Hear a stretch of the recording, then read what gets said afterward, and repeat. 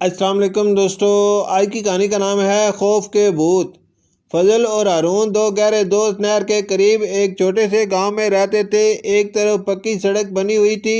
ہارون کا گھر فضل کے گھر سے کچھ دور شہر کے قریب تھا۔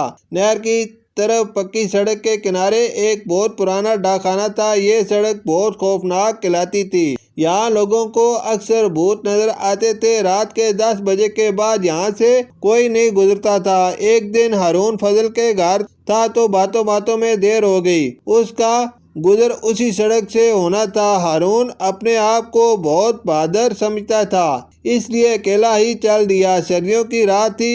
اس نے سوچا یہ بہت پرانی باتیں ہیں، یہاں کوئی بھوت وغیرہ نہیں ہو سکتا۔ لوگ یوں ہی ڈراتے رہتے ہیں، ایسا کچھ نہیں۔ وہ سر کو جھٹک کر آگے بڑھا۔ ہارون سنسان سڑک پر جا رہا تھا۔ آج تو رات کے 11 بج گئے۔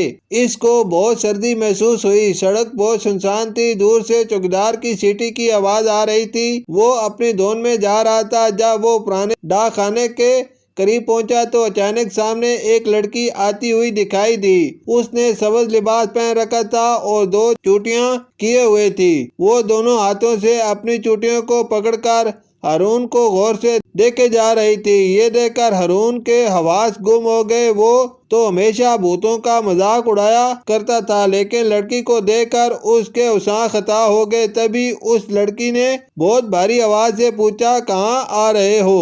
لڑکی کا یہ پوچھنا تھا کہ ہارون اتنی تیزی سے بھاگا کہ پیچھے مڑ کر بھی نہ دیکھا۔ اس کو کچھ پتہ نہ چلا کہ کب گھر پہنچا اور اپنے بستر پر بے سدھ گرا۔ وہ ساری رات اس نے جاگ کر گزاری۔ صبح اٹھ نہ سکا۔ اس کو بہت تیز بخار نے آ لیا۔ شام کو فضل اس کے پاس آیا تو اس نے سارا واقعہ فضل کو سنا دیا۔ 2 ہفتے بعد اس کی طبیعت کچھ بہتر ہوئی تو ایک صبح فضل کے ساتھ شہر کی طرف جا رہا تھا۔ راستے میں وہی لڑکی نہر کے کنارے انہی کپڑوں میں نظر آئی۔ وہ ایک ٹھیلے والے سے پھل لے کر کھا رہی تھی۔ ہارون نے اس ٹھیلے والے کے پاس جا کر اس سے پوچھا کہ یہ کون ہے جو ایسے حلیے میں ہے؟ اس نے بتایا یہ ایک کسان کی بیٹی ہے۔ اس کے باپ کا پچھلے سال انتقال ہو گیا تو اس صدمے سے وہ پاگل ہو گئی، تبھی سے یہ اس حال میں ہے۔ یہ سن کر فضل اور ہارون اپنے آپ پر خوب ہنسے۔ آج تک ہارون کو وہ رات ہمیشہ یاد ہے۔ اصل بات معلوم ہونے کے بعد بھی وہ ڈاک خانے والی سڑک سے رات کو کبھی نہیں گزرے۔ شکریہ۔